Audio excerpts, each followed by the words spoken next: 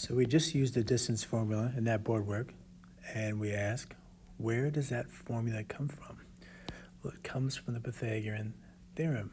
And the Pythagorean theorem says, if you have a right triangle, then the square of the hypotenuse will always equal the sum of the squares of the legs.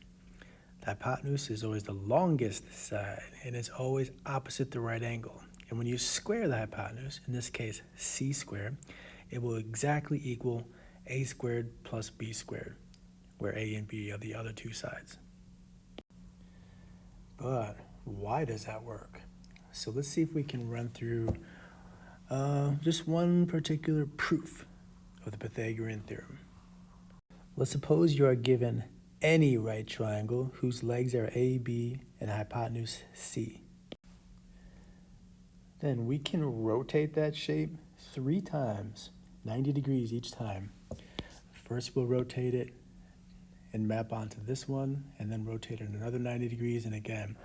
If we do that, we get this shape. So with this shape, I then asked everybody, can you come up with a convincing argument for why that center shape,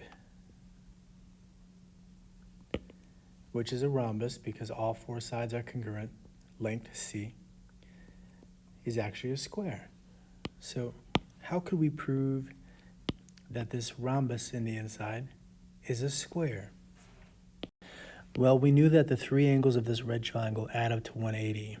So if that's 90, then 1 plus 2 must add up to 90. So that your 90 and 90 is 180. So 1 plus 2 is always 90 degrees. The measure of angle 1 plus a measure of angle 2 must be 90. Therefore, if this is a straight line, this side of the square, if that's a straight line, then we know that a straight angle, if we rotate on this point, is 180 degrees. So if that's 180 degrees, and we know that 1 plus 2 add up to 90, then 1 plus 2 add up to 90, which means what's left over from 180 is 90 degrees. And so we can use that reasoning to prove that that inside shape is certainly a square.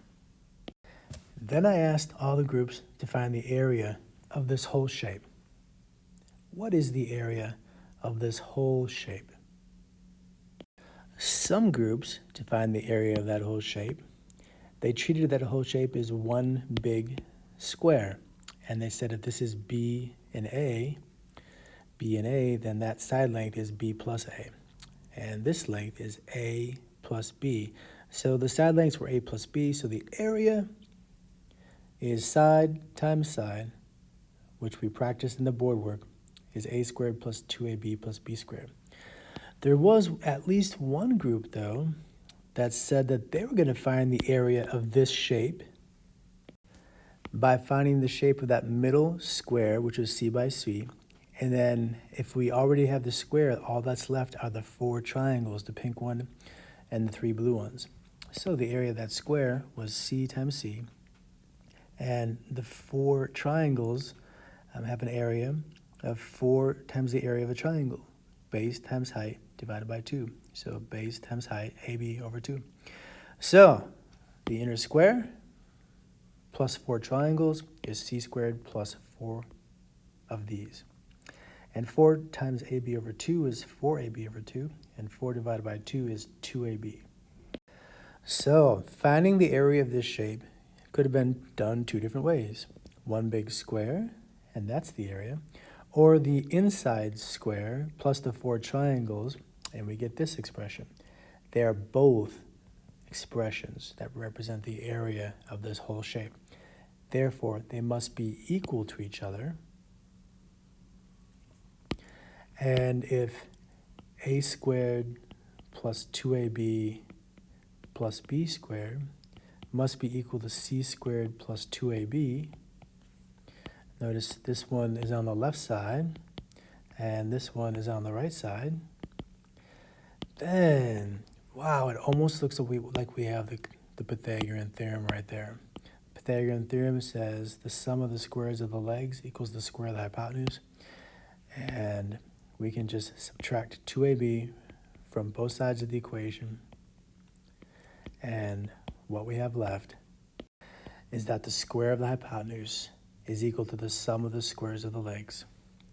So there was a really nice proof of the Pythagorean theorem, something that we've been using all year long every time we use the distance formula.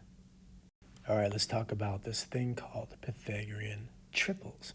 First of all, this is a reiteration of the Pythagorean theorem, which says if and only if it's a right triangle, then the square of the hypotenuse equals the sum of the squares of the legs. So it's an if and only if because it actually is a biconditional. It's a true biconditional. It works in both directions. The statement is true and the converse is true. So we could say the same thing with this double arrow, which means if you've got a triangle and the longest side squared equals the sum of the squares of the other two sides, then you can conclude it's a right triangle. And if it's a right triangle, you can go this direction and conclude that this relationship is true. So that's just the Pythagorean theorem. Now, if A, B, and C are the sides of a right triangle, and if they are all integers, then A, B, and C form a Pythagorean triple.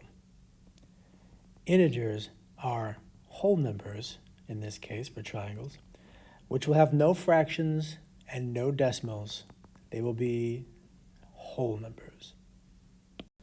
Here's an example, 3, 4, and 5.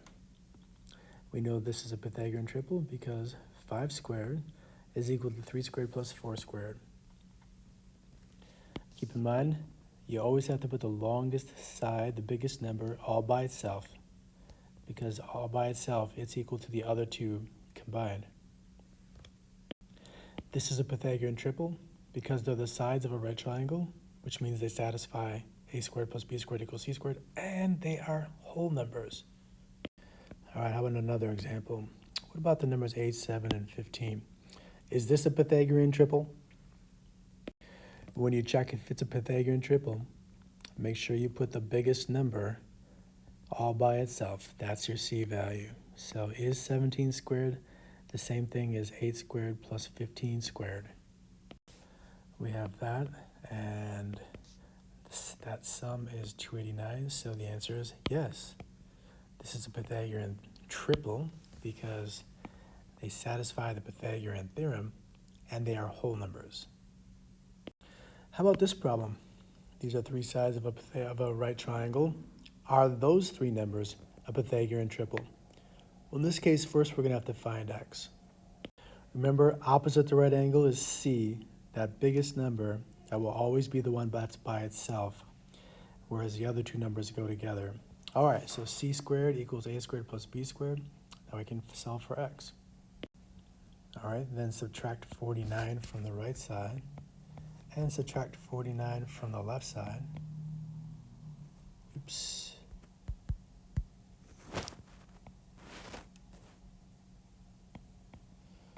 And then take the square root of both sides to get rid of that squared. All right, so x equals the square root of 147, which we should try to simplify. And right out of the gate, 3 goes in 49, and that's a perfect square, so stop. Stop your factor tree. We've got a perfect square right here, yo. So this is the square root of 49. Did I just say yo? The square root of 49 is 7. So x is equal to the square root of 147, or x is equal to the square root of 3 times the square root of 49. And the square root of 49 is 7. So we have 7 times the square root of 3.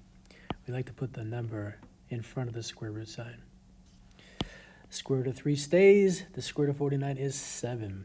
All right, so there's our three numbers. The question now is, are these three sides of a triangle, a right triangle, a Pythagorean triple? And the answer is no. You might say, well, wait, they satisfy the sides of a right triangle. They satisfy the Pythagorean theorem. That's true, but that is not an integer. 7 root 3 is about 12.1243. It's not a whole number. It's not an integer. So this is not a set of Pythagorean triples. Or I should say, this is not a Pythagorean triple. Here from your textbook is a list of some very common Pythagorean triples, like 3, 4, 5, 5, 12, 13, 8, 15, 17, 7, 24, and 25.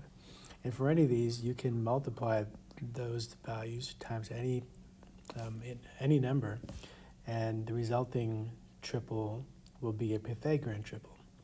So if you choose to multiply these all by 3, you'll get 3 times 3, 4 times 3, 5 times 3, 9, 12, and 15. That will be a Pythagorean triple.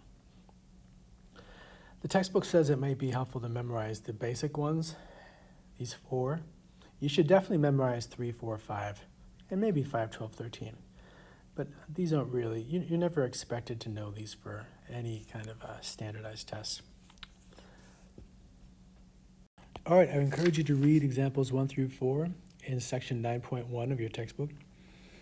And we did not cover theorem 9.3 on page 451, but we will do this next class. All right, see you on Friday or Monday. Friday or Monday.